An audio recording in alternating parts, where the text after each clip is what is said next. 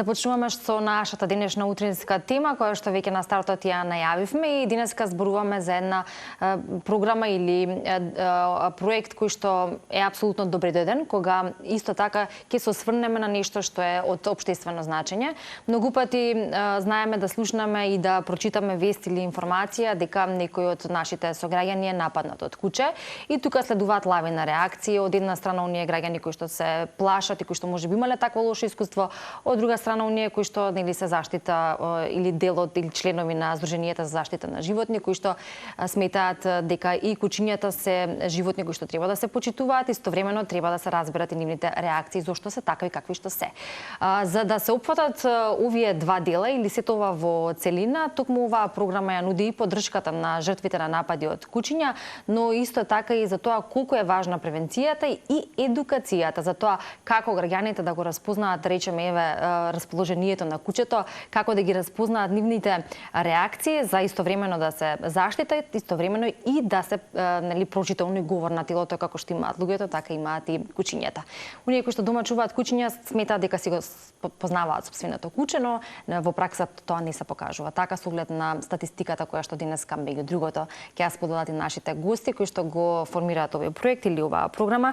Заедно со нас се Илија Петковски, кој што дел од Сдруженијето Откритие, на чија иницијатива е нели оваа програма, во соработка со Центарот за благосостојба на миленици Туту и доктор Ангелчо Андоновски, кој што е педијатар и веќе македонската јавност го знае, голем број деца поминале низ вашите раце, а особено тука во улога на човек или професионалец доктор кој особено за младите е ова исто важна тема, ако зборуваме дека и тие се на удар од животните, а на децата мораме да им објасниме како и на кој начин треба да се однесуваат со кучињата. Пред се, добро утро и добре дојдовте. Добро утро, фала. Добро ве најдовте.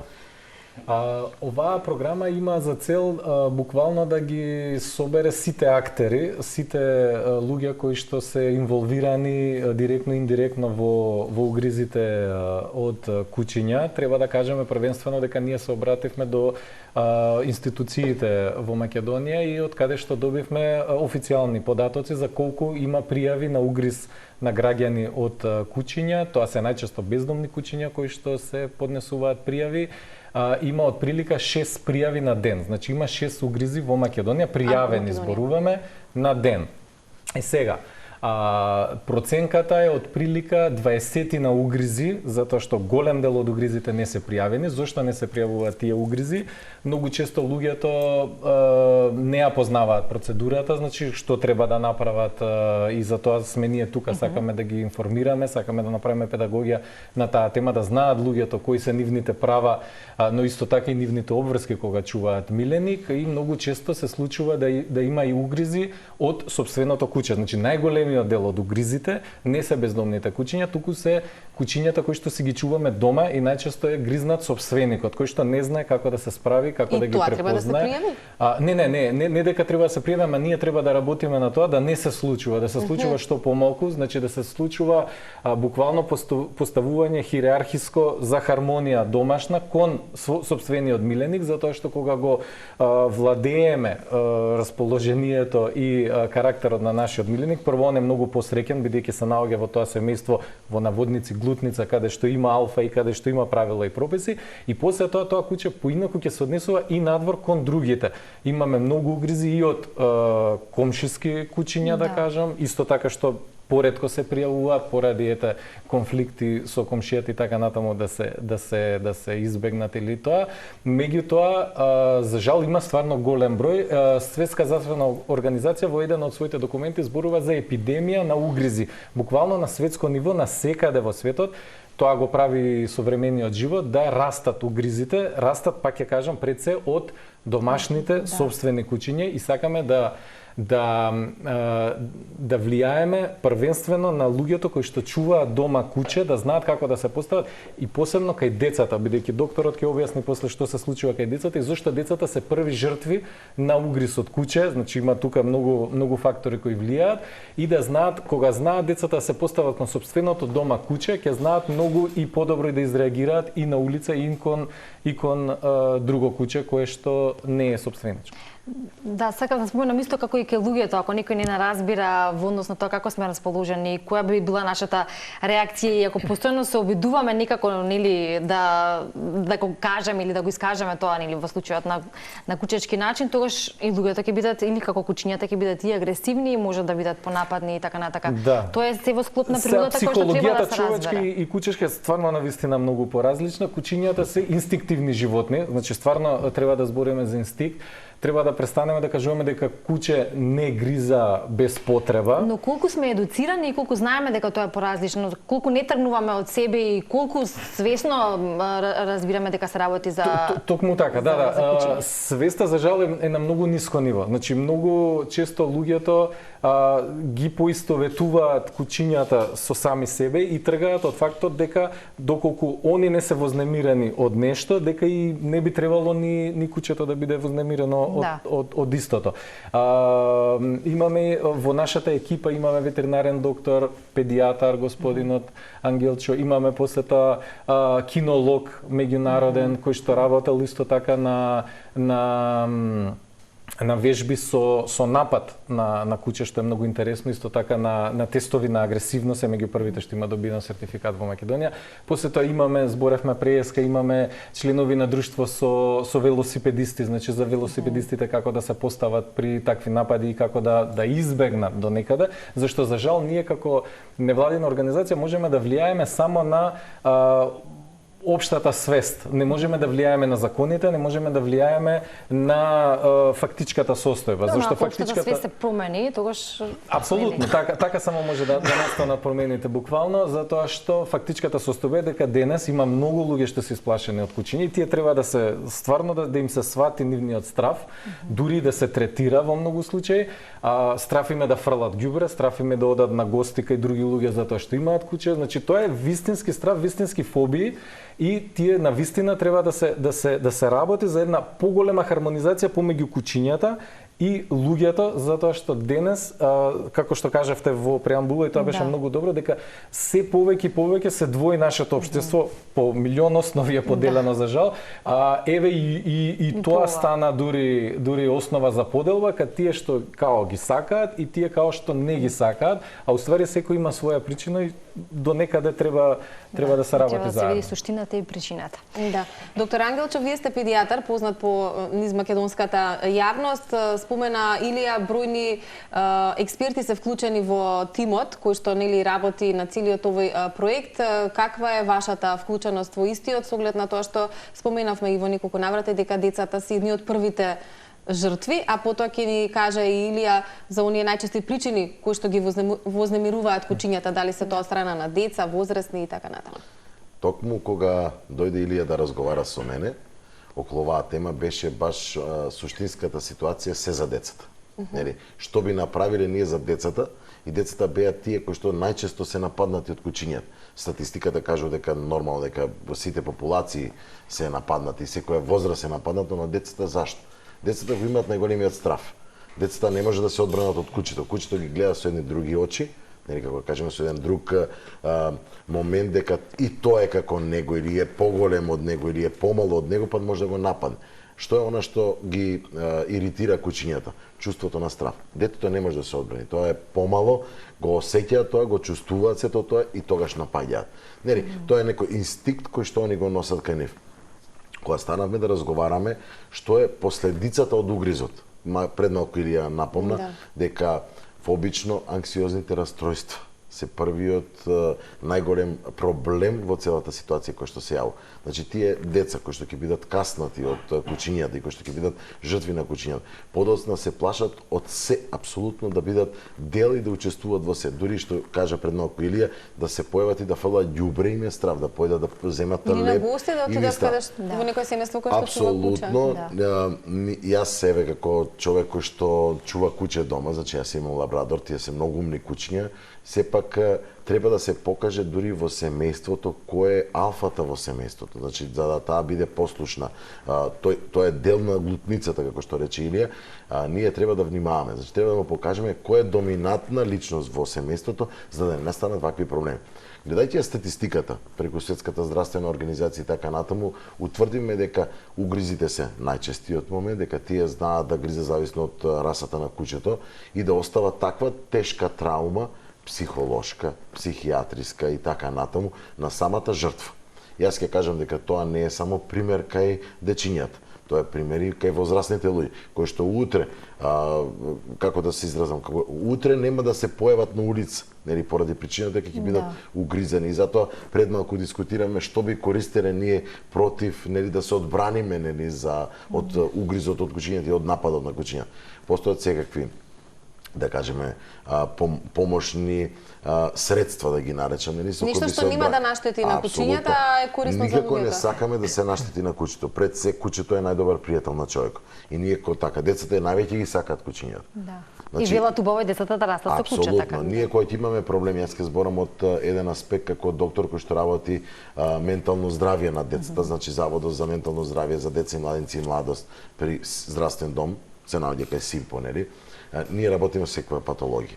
Значи, првично, кај децата кои што имаат проблем со говорот, ние задолжително, обавезно им даваме убавина ако чуваат домашно милениче.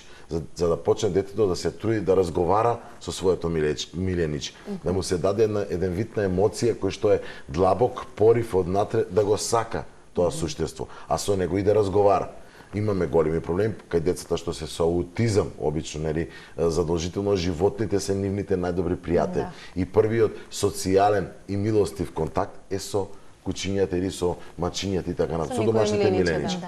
Кога станува збор дека луѓето ќе дојдат и ќе побарат помош кај нас во Завод за ментално здравје, дали сум јас педијатар, па имаме психијатри, така тоа е цел тим кој што работи со тие деца, стравот од првиот контакт со животното кој што го нападнало, во овој случај кучињата. Мораме да се справиме и да му објасниме дека тоа е инстинктивен момент кај што кучето се почувствувало застрашено од целиот факт, нели, и затоа действувало, нели, да се одбрани самото себе си. Или да каже кој е во ситуацијава докај ти можеш, тоа стално го презентирам, докај ти можеш па да се одбрани, да ти направи еден гард. И затоа е нападите. И ако има исто такво однесување и во иднина, пак ќе нападне кучето? Вака сега, значи ние идеме кон тој факт да знаеме како целиот наш проект е да знаеме како да се одбраниме од таков можен напад. А и воедно и да препознаеме некои моменти. Апсолутно, и да препознаеме и воедно да кажеме на луѓето како буквално да реагираат во тој случај.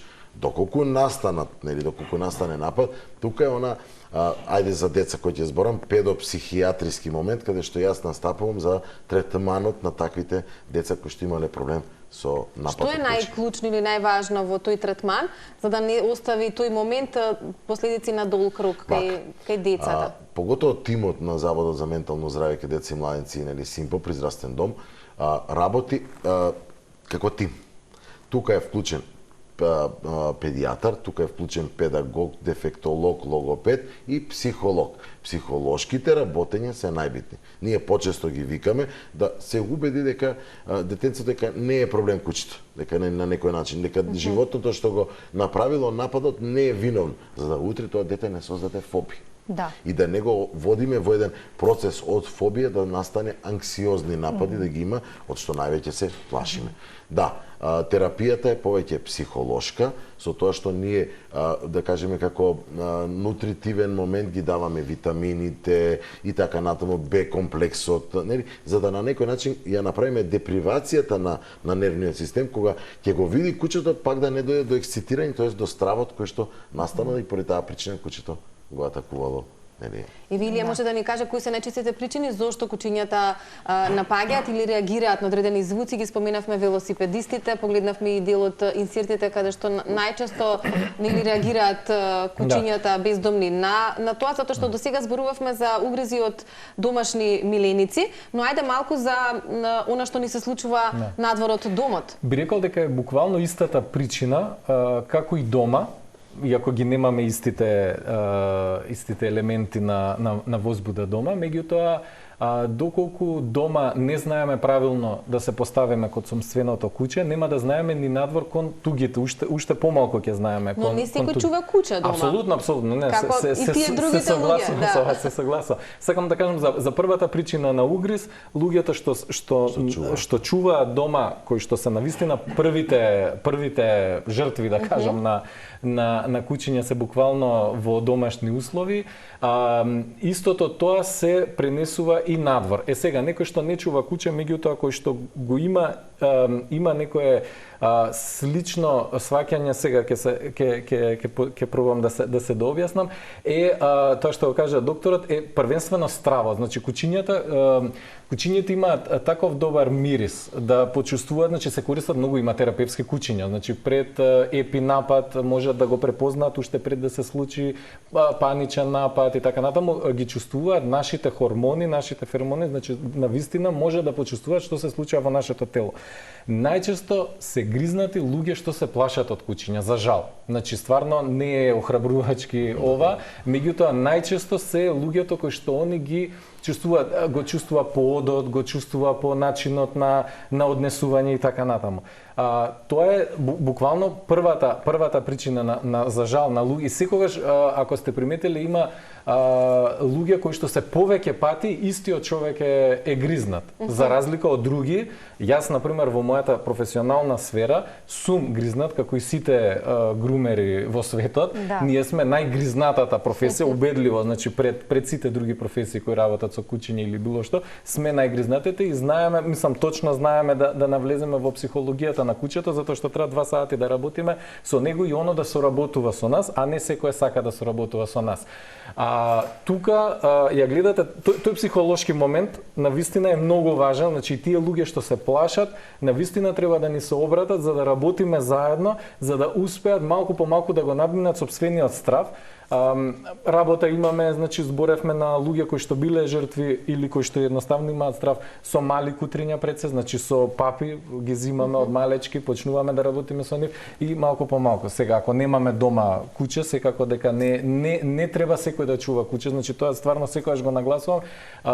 Не е секој обврзан да чува, значи стварно треба голема обврска е, голем трошок е навистина во текот на неговиот живот, 15.000 значи треба да се обврзаш на сите. Апсолутно, значи подобро не го зимај, не го спасувај, би рекол, значи остави го на улица, многу му е подобро, него ли се снајде подобро. Да. Сега за тригери најчесто, многу често точакот е тригер, скиролот е тригер, ролерите се тригери, звукот, да, бидејќи за жал во Македонија се почесто кучињата ги териториализираме. Значи правиме на едно место се хранат, тоа се доаѓа. Луѓето, апсолутно. Сами природно они би мигрирале, бидејќи се во иста категорија на животни со чакалот, со лисицата, значи тоа се животни кои што во природата тоа го гледаме на депонија, да, тие се номади и лешинарат пред се и ловат.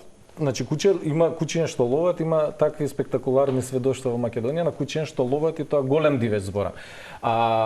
Тоа што многу луѓе сакаат да им помогнат и сакајќи да им помогнат им оставаат јадење на исто место, создаваат чопор, после тоа дури се шетаат со тој чопор, тоа се вика хордашење. Тоа се многу лоши практики во Македонија, затоа што едноставно кучињата се териториализираат и тие се чувствуваат дека се на своја територија, дека таа територија треба да ја бранат. Зашто? Зашто ресурсот им е тука храна за солниште. Тоа им е најважното на нив. Повеќето се кастрирани и стерилизирани за среќа, затоа што третиот фактор е расплодувањето. Тој момент кога вие ќе го ставите тоа куќе на тоа место, оно се чувствува, значи ги знае комшиите, нема проблем, меѓутоа се што искача надвор од познатото, за него е тригер. Најчесто е велосипед, затоа што му доаѓаме брзо, во чудна ситуација сме, многу сме повисоки од него, да, и му доаѓаме изненадно. Значи тука знае да се убрзуваат велосипедистите да избегаат, а треба да успорат, така. Тоа е дополнителен тригер, верувам. Јас видов, пред Никола Кар, пред некој ден кога беше сончево, видов, значи, детенце, да кажам, 14 години возеше со велосипед во спротивна насока во улица, бегаше од куќиња кои што си лежеа. Одеднаш само видоа дека доаѓа точак, му се пуштија глутница од 5-6 големи куќиња, зборувам, кои што се тука во Лептокарија. Многу мина сме биле сведоци на такви клетки. И за жал тоа дете, значи да дојдеше кола од што нормално би си возела спротивната, оно гледаше буквално во нив и возеше што побрзо може за да избега. Значи можеше буквално да стане, никој никаде немаше во биланот на МВР да пише куќе, значи ќе пишеше велосипедист, дете, возач и така натаму. Избега и за среќа негова навистина не се случи. Меѓутоа тоа се малски деца што возат точаци цело време, за жал има такви напади. Тенка границата дали ќе се случи нешто или не. Да, апсолутно. Значи нападот не е само угризот, нападот е исто така буткање, нападот во Гостивар видовме жена која што падна со големи повреди. И тоа го пишува во вашиот опис за тоа што значи оваа програма и што всушност значи оваа поддршка. Ќе се задржиме подетално и во продолжение на самата програма. Јас имам уште едно прашање во контекст на ова кој што го спомнавте, Илија, но ајде да имаме добар реципроцитет или баланс во зборувањето. Уште едно прашање и за доктор Ангелчов во однос на тоа кога зборуваме за самата дијагноза или дијагностика, бидејќи работите со деца и млади, поврзани предизвици со менталното здравје, и ако зборуваме за дијагнозата во смисла на тоа да многумина од нив може чувствуваат страв, многумина од нив можеби не го има детектирано како таков и исто така некои не се подготвени да побараат таа помош. Што вели вашата пракса и искуство, колку од нив што доаѓаат, еве ако зборуваме за помали деца, тогаш родителите, свесноста на родителите, ако зборуваме за малку по, како речеме, поголеми деца или млади, колку се свесни од каде тоа произлегува, колку знаат да го искажат тоа и како всушност вие тоа го детектирате или дијагностицирате? Ајде вака, сега првично целта на проектот кој што сега не ни се случува буквално за овој аспект од угризот на куќињата и така натаму, беше се со цел да настапиме едукативно, да можеме да ги презентираме сите состојби кои ни се случуваат и кои ќе се случат на жртвата, нели како кажеме, а воедно и да ја заштитиме жртвата од понатамошниот тек и развој на станите. Дали се свесни првично родителите, бидејќи станува збор за мали деца кои што ќе бидат нападнати? Да, тие се свесни. Нивното дете е вознемирено, има несоница, има страв, има фобија, има плачење, има паничен напад. Значи тие први го ја бараат помошта да дојдат во Заводот за ментално здравје. Тоест да се обратат на лекарот и да поразговарат што би требало, дали ќе биде тоа терапевтски момент да му дадеме ние одредени лекарства. Лекарства зборам витамини, бидејќи не сакаме да идеме во аспект на психијатријата, па таму да даваме некои анксиолитици и такви работи, гледаме првично да делуваме најблаго. Моментот на разговор кој ќе се обратат кај нас и ќе дојде детенце дека имало страв од оваквото, тој страв продолжува и понатаму во неговиот живот. Ако го ние, како да кажам, негуваме тој страв ќе прерасне од фобија, ќе прерасне во анксиозност. И дури во панични напади кои што нормално ја менуваат психата. Одиме во первазивни растројства. Ние тоа не го сакаме и заради тоа разговорот е многу битен. Дури нашиот психолог го дава советот за понатамошно дејствување кај децата, да се разговара со него, да си иде во правец, да го разбере тоа како нешто нормално, како нешто нормално. Ја ќе кажам дека сепак задачата на овој проект и апелирам до градоначалниците, апелирам до сите оние кои што на некој начин имаат училишта каде што ние можеме да почнеме да ја искажеме својата мисла првично и својата задача околу проектот е да не поканат да почнеме првите на некој начин едукации во врска со овој проблем кој што навистина кај нас е реалност, да се разбере. И е секојдневие. Значи, кај нас е секојдневие и веќе статистиката, кога ја побара буквално, да кажеме, Илија, статистиката од нашите надлежни органи, доби статистика. Значи, имаме статистика. Ние не сме само една, кажеме, точка во целата состојба. Ние имаме статистика која што покажува, да, навистина постојат такви проблеми, да, до сега никој не говорел во врска со таквите проблеми и тука го најдовме моментот да се појавиме во нашата јавност, поготово како еден стручен тим кој што се состои од луѓе кои што работат со животни, луѓе кои што работат и со луѓе кои што имаат таков проблем. Заради тоа ми беше моето вклучување во целиот тим, поради проста причина, бидејќи јас многу сакам во овој начин да им помогнеме на децата да се справат со проблема. Да не тој проблем настане компликација која што утре во животот ќе му биде навистина не само здравствен проблем, психолошки, психијатриски и така натаму. Да, и тука зборуваме за кучињата, да, но таквиот пристап апсолутно превенира анксиозност или било каква фобија од друга причина. Што побрзо ќе се јават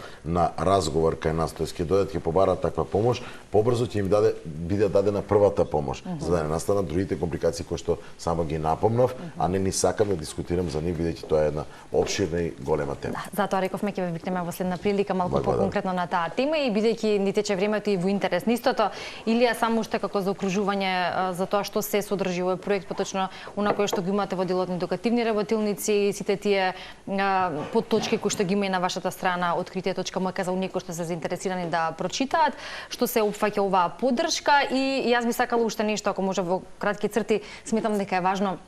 Сега имаме статистика, зборуваме колку урбанизацијата влијае на тоа како се групираат кучињата и како реагираат, но ако се навратиме малку во минатото, веројатно не можеме да имаме статистика од поминати времиња, но дали постои некој податок како поминува времето и како се менуваат работите, знаеме во какво време живееме, ние имаме насилство за жал, нели практично на секојдневно ниво, па затоа и кон кучињата истото, колку тоа влијае и дали така се зголемува статистиката и се менуваат работите во тој дел. Да, тоа што може да го кажеме дека бројката на кучиња, дали собственички или бездомни, е во неверојатна експоненција. Значи и ќе продолжи тоа, ќе биде се поголем и поголем бројот на собственички кучиња и се поголем бројот на бездомни кучиња. Тоа значи дека ризикот од вакви случаи само ќе расте. Затоа и кажав дека на светско ниво, Светска здравствена организација зборува за епидемии од угризи на светско ниво. Ние како општество, значи секако дека има, еве зборевме за децата преска, меѓутоа децата се и првите злоставувачи на кучиња, мачки и други животни и тука родителите имаат огромна одговорност и тука е едукацијата да се влијае врз собствените деца, да имаат милосливост. Многу е важно тоа, да имаш милост, затоа што милоста што ќе имаш ти према миленичето, пак ќе кажам, значи не мора да е куче, значи може да и желче да е, може и да е било што, само да имаме некој степен на одговорност, нешто дека се поврзуваме со нешто друго живо, затоа што ние сите сме луѓе, изборевте за урбанизацијата, урбанизацијата не оддели од се што е живо, сега гледаме дека урбанизацијата и модерниот живот не одделува и од луѓето. Значи буквално стануваме индивидуи имуни на се што се случува. Немаме емпатијата опаѓа, многу е важно да се поврзаме преку животните, за да не се случуваат, затоа што многу кучиња за жал реагираат исто така агресивно, бидејќи биле истравматизирани, бидејќи луѓето имаат травми, меѓутоа и они имаат травми во минатото од некого и некој невин за жал ќе настрада во ситуација. Така е. Рековме откритие.мк, она кое што е составен дел од програмата за превенција, едукација, медицинска и правна поддршка, психолошка рехабилитација, ресоциализација, има опис на сите активности за сите кои што се заинтересирани и поздрав до сите оние нели професионалци, стручњаци како што е доктор Ангелчо и колегите травматолози кои што исто така ги споменавме и другите доктори кои се дел од оваа програма. Ви благодариме за времето и за нели сите овие и во нашиот разговор едукативни информации кои што можевме да ги дадеме за нашите гледачи. Благодариме првично на поканата, бидејќи многу беше битно да поразговараме на оваа тема која што навистина во реално време и денеска ни се случува. Така. Да, споминавме секојдневија, со оглед на тоа што проектот е започнат и ќе има уште допрва нови работи, останува да ве следиме и повторно да се дружиме за скоро време.